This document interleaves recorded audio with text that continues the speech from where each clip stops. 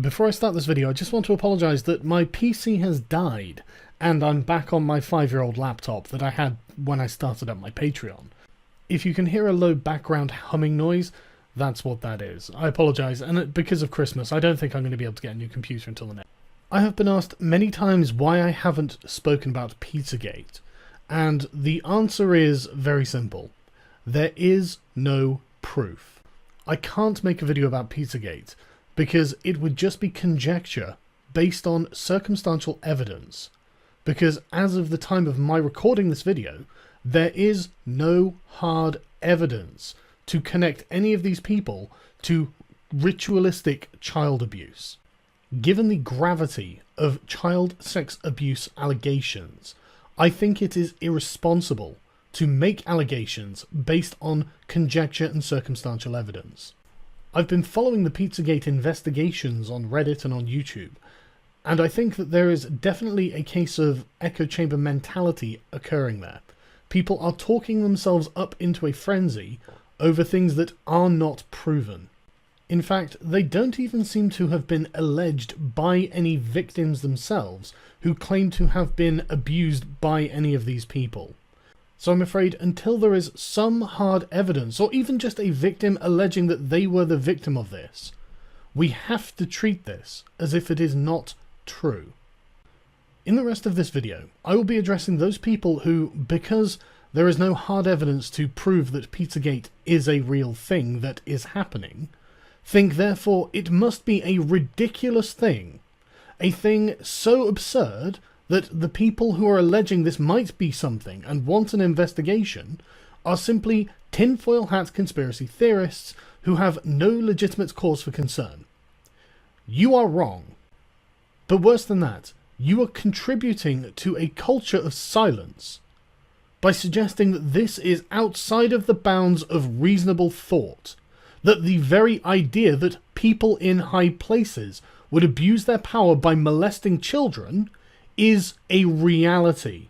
And I am going to categorically prove this to you throughout the course of this video, and then I'm going to show you what that reality looks like for the victims. Last month, Norwegian police uncovered a massive paedophile ring, leading to the arrest of 51 men and the seizure of 150 terabytes of data, including photos, videos, and chat transcripts. You might think, wow, 51 people, that is a huge number. No, that's actually a surprisingly small number. Last year, European police agency Europol uncovered a massive online paedophile ring, which led to the arrest of 184 people and the recovery of 230 abused children. An internet paedophile ring with up to 70,000 members, thought to be the world's largest, has been uncovered by police, a security official said on Wednesday. The European police agency Europol said in a statement that Operation Rescue had identified 670 suspects and that 230 abused children in 30 countries had been taken to safety. More children are expected to be found. This was a colossal international child sex trafficking network. Unsurprisingly, these people met through the use of an internet forum and then would proceed to message each other and continue their activities that way. And the forum that this website was on was operated from a server based in the Netherlands. In 2004, Portugal was rocked by a child sex abuse scandal that is known as the Casa Pia scandal.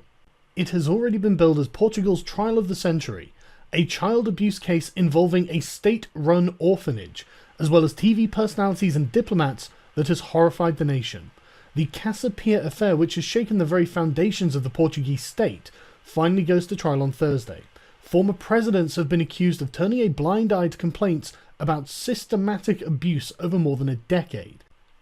As a result of this investigation and trial, 5 men were convicted and jailed of the abuse of over 100 boys and girls from this orphanage. This was one of the longest running trials in Portuguese history, and it started when few of the victims came forward and alleged that there was a sex trafficking operation operating from within these orphanages, and alleging that there were politicians, diplomats and media personalities who were involved in a paedophile ring and actively covered this up to protect themselves. It should come as no surprise that authorities investigating the disappearance of Madeleine McCann believe that she may have been snatched by a paedophile ring to order. According to an email sent by the Metropolitan Police, a child abduction ring based in Belgium placed an order for a young girl. 3-year-old Madeleine was spotted while on holiday in Portugal by someone connected to the gang, who took a picture of her. The photograph was sent back to Belgium, where the paedophile ring agreed that she should be abducted. Met Officer John Shord wrote the email to Leicestershire Police on March the 4th, which was passed to Operation Task, the British end of the investigation. It said, "Intelligence suggests that a paedophile ring in Belgium made an order for a young girl 3 days before Madeleine McCann was taken. Someone connected to the group saw Maddie, took a photograph of her and sent it to Belgium. The purchaser agreed that the girl was suitable and Maddie was taken." Belgium has long had problems with child sex trafficking rings being ignored, as this article all the way back in 2002 will show us. A Belgian television station has broadcast a clandestine interview with the paedophile murder suspect Marc Dutoit, who is awaiting trial on charges of abducting, raping and killing 4 girls. He was arrested in 1996 in a case which rocked the nation. 2 of the children he abducted starved to death in makeshift dungeons under his house.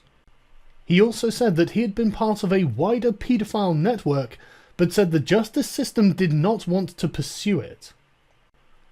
"There is a well-grounded paedophile ring," he said. "I maintained regular contact with people in this ring. However, the law does not want to investigate this lead." The BBC's correspondent in Brussels said that the interview was bound to fuel conspiracy theories that the delay in bringing Dutroux to trial is because of a cover-up by members of the Belgian establishment allegedly linked to paedophile activities, which is something that the BBC themselves have been accused of on multiple occasions. For example, by Jill Dando, the murdered television presenter who tried to alert her bosses to a paedophile ring at the BBC involving big-name stars.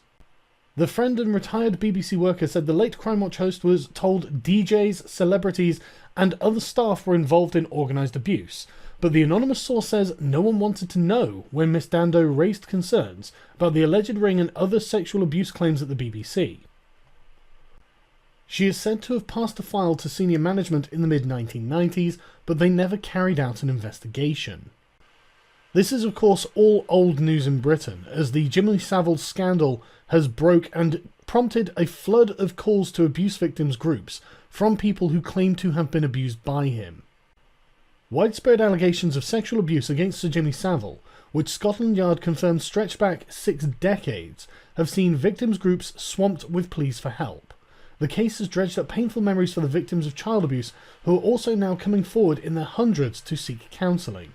Pete Saunders, Chief Executive of the National Association for People Abused in Childhood, said its hotline received 1,400 calls in the last 10 days, 7 times the normal amount. Jimmy Savile had a long and distinguished career in broadcasting in Britain, and was a very popular figure in British media, until of course this scandal broke. And after this scandal broke, the floodgates opened. This scandal reached the very top of the BBC, with major entertainment figures like Gary Glitter, Max Clifford, Rolf Harris and radio DJ Chris Denning being convicted of child sex offences over a period of 30 years.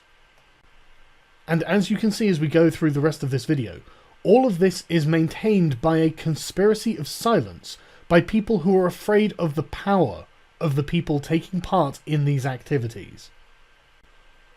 Only last month did the football industry receive its own paedophilia scandal, of how football has been shaken to its core by tales of sexual abuse by monsters in tracksuits. Stories of historic sexual abuse in youth football have emerged this week. Former Crew player Andy Woodward was the first to give his account. He spoke of his ordeal at the hands of paedophile Barry Bennell.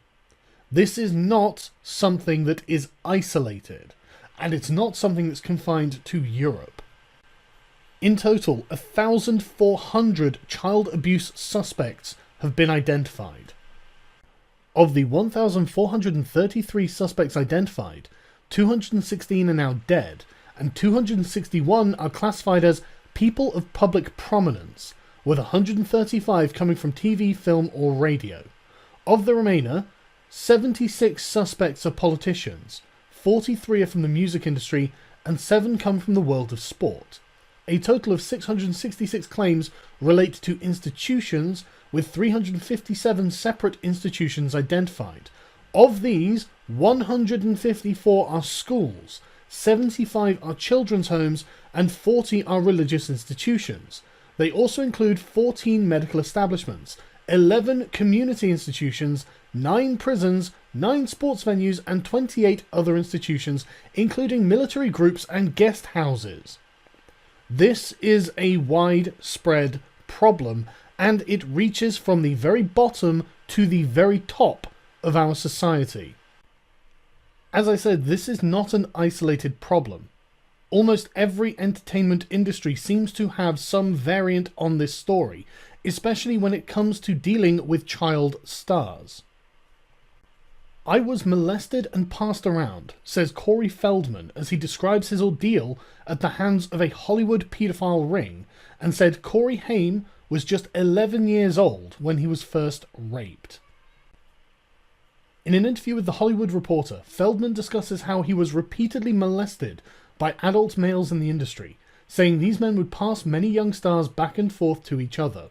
He also reveals that his closest friend, Corey Haim, was raped when he was just 11 by a producer, the start of a long cycle of sexual abuse that Feldman believes led to his friend's problems with drugs and alcohol in later life. Haim would struggle with drugs up until his death in 2010 at the age of 38, a death that Feldman blames on the men who abused the actor. I can tell you that the number one problem in Hollywood was and is and always will be pedophilia. That's the biggest problem for children in this industry. The casting couch even applies to children. Oh yeah. Not in the same way. It's all done under the radar. Nobody talks about pedophilia. It's the big secret. And it's widespread? Oh yeah. I was surrounded by them when I was 14 years old. Surrounded. Literally. Didn't even know it. It wasn't until I was old enough to realize what they were and what they wanted and what they were about and the types of people that were surrounding me till I went, oh my God, they were everywhere like vultures. I'm saying that there are people that were the people that did this to both me and Corey that are still working, they're still out there, and they're some of the richest, most powerful people in this business. And they are and they do not want me saying what I'm saying right now. Are you saying that they're pedophiles? Yes. And that they're still in this business? Yes. That's what, and that's what you're saying in your book. When you talk to, when you talk to and parents, they don't want me here right now. Trust Corey, me. They want me dead. And this isn't just one person saying this either. Elijah Wood has said something very similar. In an interview for the Sunday Times, he said that child actors are regularly preyed upon by vipers in Hollywood. He said he never went to parties where that kind of thing was going on because his mother protected him from interacting with people who could take advantage of him. But he says, I have been led down dark paths to realize that these things are probably still happening.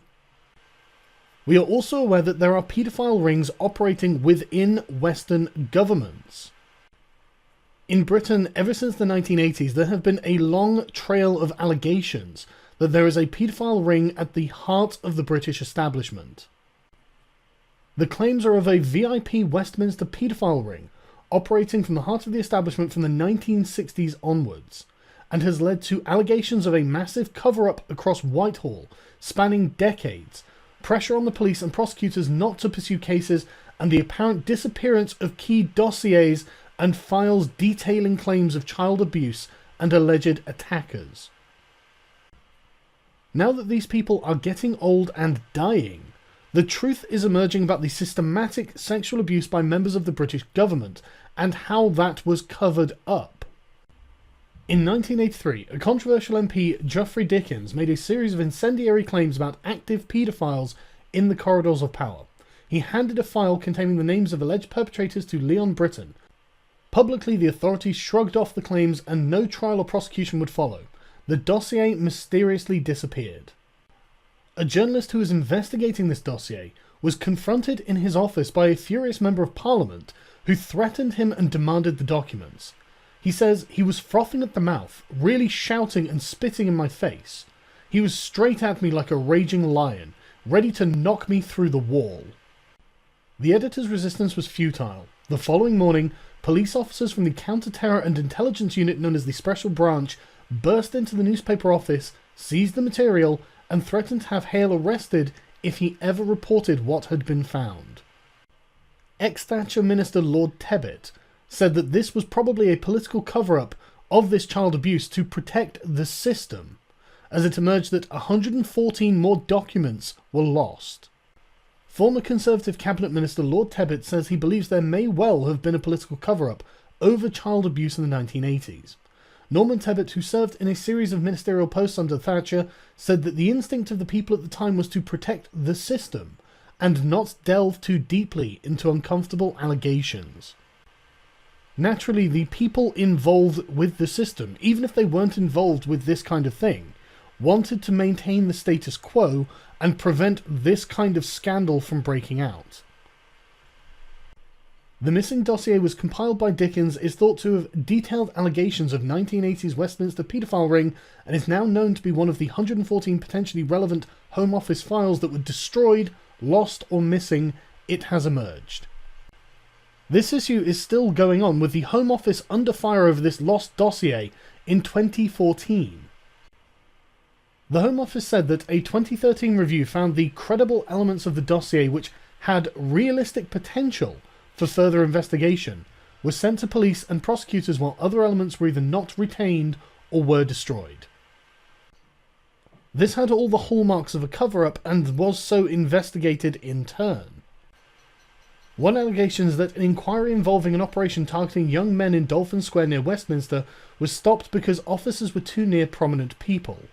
Another involves a document found at an address of a paedophile, which originated from the Houses of Parliament and listed a number of highly prominent individuals, MPs and senior police officers, as being involved in a paedophile ring where no action was taken. And it will come as no surprise to you that nothing came of any of this. All of this just disappeared. The journalists involved in investigating this believe that there was a cover-up. Former Daily Mirror crime correspondent Jeff Edwards has recently been contacted by the police. He says he was told by a detective in the 1980s an investigation into paedophiles was closed on the orders of a senior politician. "I think this was a cynical cover-up," he said. "There was no doubt in their minds that the way that they could deal with this was to simply expunge it from the record. As far as they were concerned, they could make it go away forever." Britain is of course not the only country in which this has happened. Survivor of alleged elite paedophile ring, including former Prime Minister, speaks out. A woman claiming to be the victim of a VIP paedophile ring, which involved 3 former Prime Ministers, has alleged she was prostituted to paedophile parties at Parliament House in Canberra. Speaking to media in Sydney, Fiona Barnett detailed her alleged abuse by the alleged elite paedophile ring 40 years ago. The 45-year-old said that she was abused by the ring, which included high-ranking politicians, police and members of the judiciary at the age of 5, and claimed there were thousands of other victims.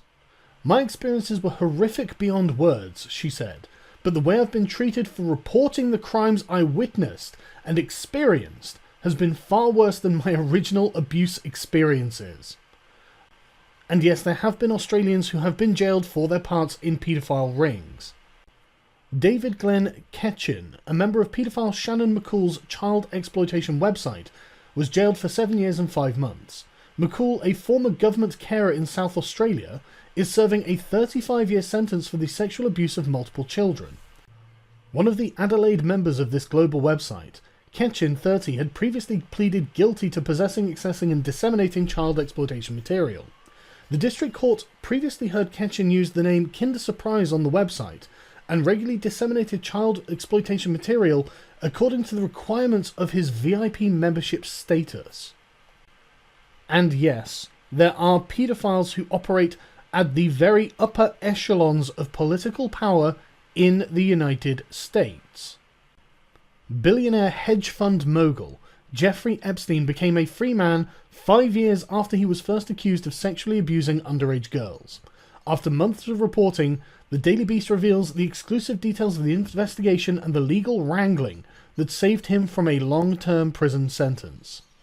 During Epstein's term of house arrest, he made several trips each month to his New York home and his private Caribbean island. In the earlier stage of his sentence for soliciting prostitution for a minor, 13 months with the Palm Beach Stockade, he was allowed out to his office each day. Meanwhile, Epstein had settled more than a dozen lawsuits brought by the underage girls who were recruited to perform massages at his Palm Beach mansion. 7 victims reached a last-minute deal this week, days before the scheduled trial. Each received well over $1 million, an amount that will hardly dent Epstein's $2 billion net worth. The Palm Beach Police Department identified 17 local girls who had had contact with Epstein before the age of consent. The youngest was 14 and many were younger than 16. And that was just one of Epstein's many homes around the world. He also owned property in New York, Santa Fe, Paris, London and the Caribbean.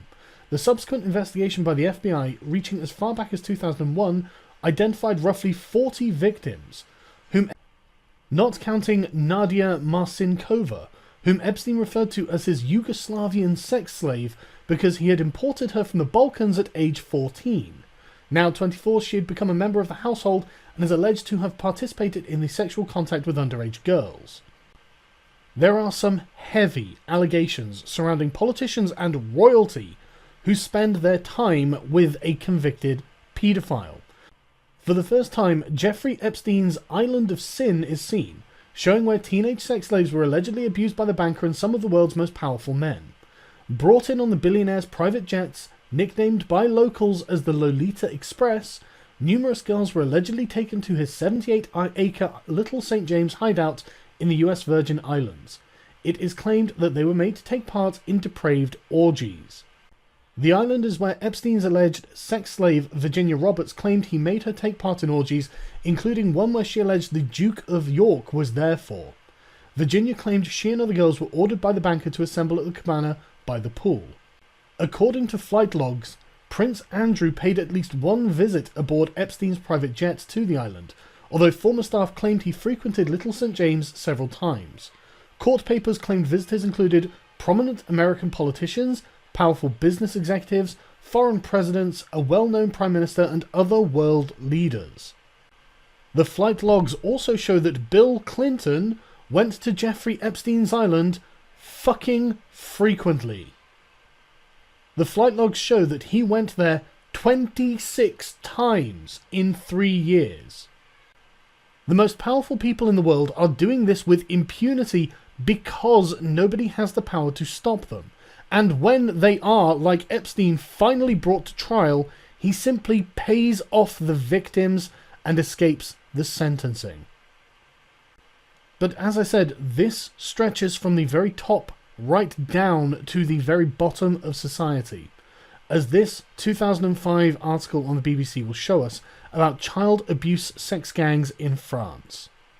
France has been shocked by the scale of abuse revealed at the Angers paedophile trial, where 65 adults were accused of sexually abusing 45 children. The abused were aged from 6 months to 14 years, and some of them were prostituted and raped by their own parents and grandparents in a poor district of the town in western France. The accused were mostly from deprived backgrounds, and many of them were unemployed and had learning difficulties. Some were illiterate and appeared not to fully understand the charges they faced. A number said that they themselves had been sexually abused when they were children. Everything we've seen so far has been words and numbers regarding these paedophile rings. We haven't taken a look at the damage they do to the victims of their activities. And that's what we're going to look at now. And I have to warn you in advance, this is not going to be pretty.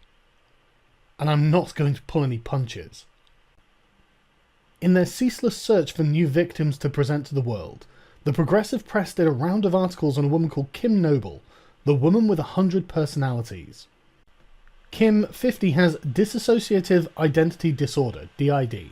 She is, in effect, scores of different people, the exact number is uncertain, wrapped up in one body.